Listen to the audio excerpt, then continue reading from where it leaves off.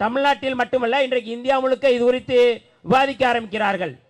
மறைமுகமாக அந்த என்ஆர்சியை நடைமுறைப்படுத்தி இஸ்லாமியர்கள், கிறிஸ்தவர்கள், பழங்குடிகள், இன்னும் சிறுபான்மை மக்கள் அத்தனை பேருடைய வாக்குகளை பறித்துவிட்டு கோட்சேவினுடைய குருவாக இருக்கக்கூடிய சாவர்கருடைய கனவு இந்த இந்தியாவில் இந்து ராஷ்டிரம் படைக்க வேண்டும், அதற்கு இஸ்லாமியர்களோ கிறிஸ்தவர்களோ இருக்கக்கூடாது என்கின்ற அந்த இலக்கை நோக்கி இன்றைக்கு பாரதிய ஜனதா கட்சி இந்த நகர்வை முன்னெடுத்து வருகிறது.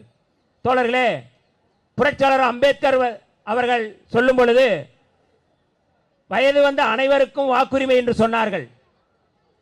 ஆனால் இன்றைக்கு இந்த தேர்தல் ஆணையம், ஞானேஷ்குமார் அவருடைய தலைமையில் இயங்கிக் கொண்டிருக்கின்ற இந்த தேர்தல் ஆணையம் வயது வந்த அனைவருக்கும் வாக்குரிமை என்கின்ற அந்த தத்துவத்தை, அந்த கோட்பாட்டை அழித்தொழித்து விட்டு இன்றைக்கு குறிப்பிட்டவர்கள் மட்டும்தான், அதாவது பாஜகவுக்கு ஆதரவாக இருக்கக்கூடியவர்கள் யார், இவர்கள் வாக்களிப்பார்கள், பாஜகவுக்கு எதிராக யாரெல்லாம் வாக்களிப்பார்கள் என்பதை கண்டறிகின்ற வகையில் இன்றைக்கு அந்த திருட்டு வேலையை தேர்தல் ஆணையம் பாஜகவோடு இணைந்து செய்கிறது.